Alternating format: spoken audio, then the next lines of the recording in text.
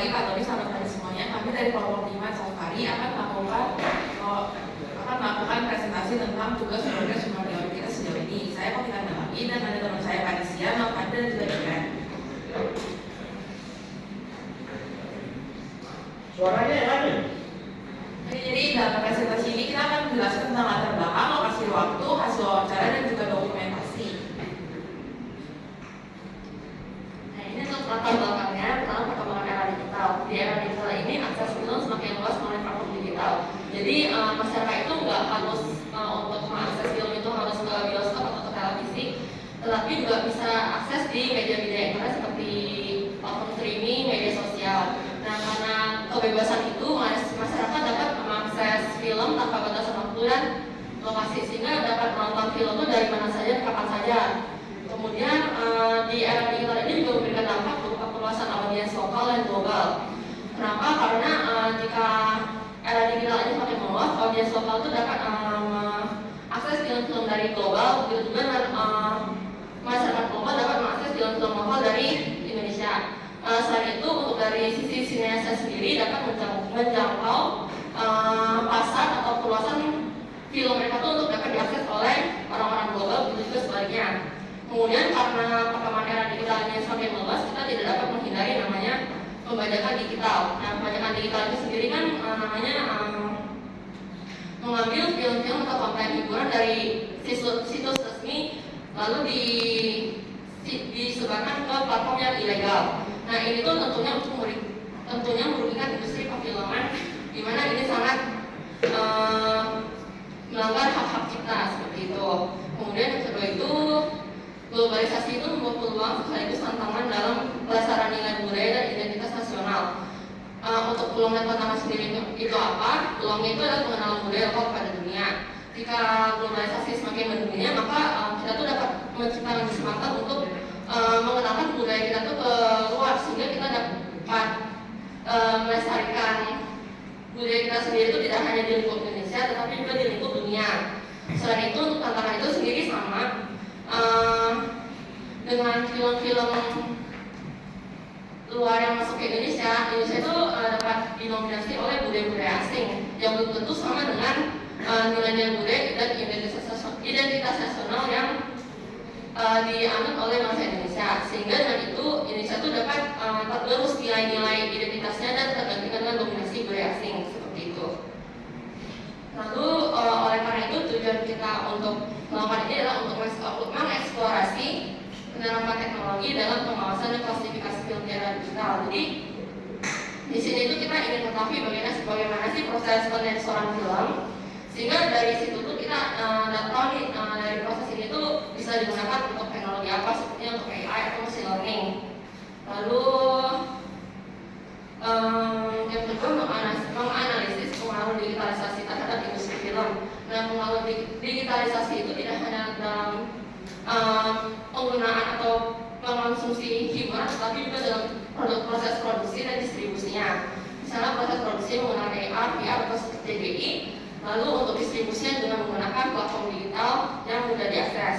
Lalu yang terakhir itu kita ingin mengidentifikasi tantangan sekaligus solusi dalam mempertahankan nilai budaya dan moral. Jadi kita ingin tahu nih tantangan dari era digital ini dalam film itu apa. Lalu kita ingin merekomendasikan atau memberikan solusi bagaimana cara untuk mempertahankan nilai budaya dan moralnya. Seperti itu, dilanjutkan dengan lokasi dan Nah, untuk lokasi dan waktunya sendiri kita lakukan di Gedung F, lantai 6, Komplek Kemendikbud, Jalan Jenderal Sudirman, Senayan, Jakarta Selatan, Indonesia, pada hari Jumat tanggal 14 Maret 2025 pada pukul 10 sampai 12 WIB. Untuk narasumbernya sendiri, kami mewawancarai dari pihak lembaga sensor film, yaitu Bapak Hadi Artomo, SSN, MSN. Di mana latar belakang beliau adalah seorang sineas yang pernah menjadi penata kamera dan juga penata suara di beberapa film, dan juga beliau ini pernah menjadi dekan Fakultas Film dan Televisi di Institut Kesenian Jakarta atau IKJ pada tahun 2000 sampai 2004, menjadi wakil rektor 4 di IKJ sejak tahun 2004 sampai 2008, dan menjadi ketua senat Fakultas Film dan Televisi di IKJ.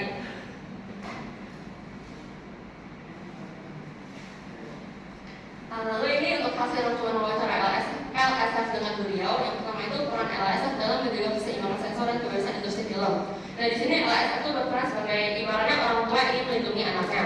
Jadi LSF di sini ingin memastikan film-film ditonton oleh masyarakat itu sesuai dengan usianya dan film-film yang diproduksi oleh sinias Indonesia itu sesuai dengan nilai Pancasila sehingga tidak melanggar nilai etika moral yang dianut oleh Indonesia. Dan tentunya harus sesuai dengan undang-undang. Seperti itu, lalu lanjut. Nah, untuk proses penyensoran film di sinetron itu sendiri, berdasarkan wawancara kami dengan Bapak Hardiatomo, semua film yang akan ditayangkan itu harus melalui LSF. Lalu, film-film yang sudah ditayangkan itu pasti mempunyai surat tanda lulus sensor. Nah, untuk proses penyensoran filmnya sendiri, LSF itu menonton filmnya lalu memberikan sejumlah catatan atau revisi yang akan dikembalikan ke pihak produser. Lalu pihak produser akan melakukan revisi. Nah, jika sesudah revisi itu selesai, maka akan dikembalikan lagi ke LSF untuk dicek lagi. Jika sudah, maka film tersebut dapat memperoleh STLS atau surat tanda lulus sensor. Lalu untuk kriteria sensornya sendiri itu film yang mengandung unsur kekerasan atau unsur negatif lainnya itu dapat diterima jika ada pesan moral yang baik yang dalam gitu. Jadi misalnya contohnya ada film LGBT gitu tentang kekeluargaan. Nah LGBT kan masih dianggap tabu ya di Indonesia, tapi gara-gara ada pesan yang bagus gitu, jadi bisa dimaklumi oleh LSF itu. Jadi LSF itu mengambil keputusan itu didasarkan pada nilai moral, pesan yang disampaikan dan juga penerimaan di masyarakat. Nah contoh lainnya itu ketika ada adegan merokok itu biasa langsung dikategorikan ke 21 ke atas, tapi jika ada peringatan itu kayak merokok itu tidak baik itu bisa diturunkan menjadi 13 ke atas. Lalu film yang diklasifikasikan sebagai 21 ke atas hanya boleh ditayangkan di atas jam 10 untuk menghindari dampak negatif pada anak-anak. Lalu untuk penggunaan teknologi, saat ini LSF itu belum menggunakan teknologi, tapi akan menggunakan teknologi AI ke depannya. Nah, mereka tuh masih menggarap teknologi tersebut. Lalu untuk tujuan penggunaan AI itu untuk mendeteksi kata kasar ataupun informasi yang menyesatkan gitu. Lalu untuk keamanan datanya, sebelumnya kita perlu mengetahui bahwasannya proses penyensoran di LSF itu sifatnya adalah rahasia. Yang akan dipublikasikan adalah film yang telah lulus sensor. Jadi anggota LSF sendiri telah disumpah untuk tidak membocorkan data privasi terkait sensor film. Lalu LSF juga bertanggung jawab untuk mendidik masyarakat tentang pentingnya sensor media atau self-censorship sesuai dengan undang-undang yang berlaku. Lalu bagaimana tindak lanjut jika film yang belum disensor bocor dan menimbulkan kontroversi? Nah, di sini LSF sendiri tidak berwenang untuk menarik film dari peredaran publik, karena yang berwenang untuk menarik film dari peredaran publik adalah menteri ataupun produsernya sendiri. Namun, jikalau memang film tersebut melanggar regulasi, maka LSF sendiri dapat memberikan rekomendasi kepada pihak berwenang untuk menarik film yang telah beredar tersebut. Dan juga misalkan sebuah film yang telah lulus sensor dan menimbulkan kontroversi di masyarakat, LSF akan melakukan evaluasi ulang dan bahkan surat tanda lulus sensornya bisa ditarik kembali. Namun untuk hal ini masih jarang ditemui dan bahkan belum pernah ditemui.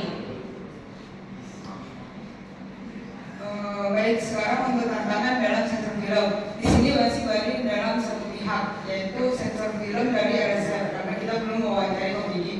Menurut LSF, sensor film untuk menyensor film di platform digital itu seharusnya kewenangan mereka, tetapi belum ada undang-undang yang mengatur. Mungkin mereka akan mengajukan untuk pengaturan undang-undang terbarunya.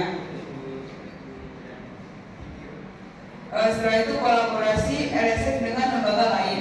LSF juga bekerja sama dengan lembaga sensor film di luar negeri, seperti di Singapura, Malaysia, dan Australia.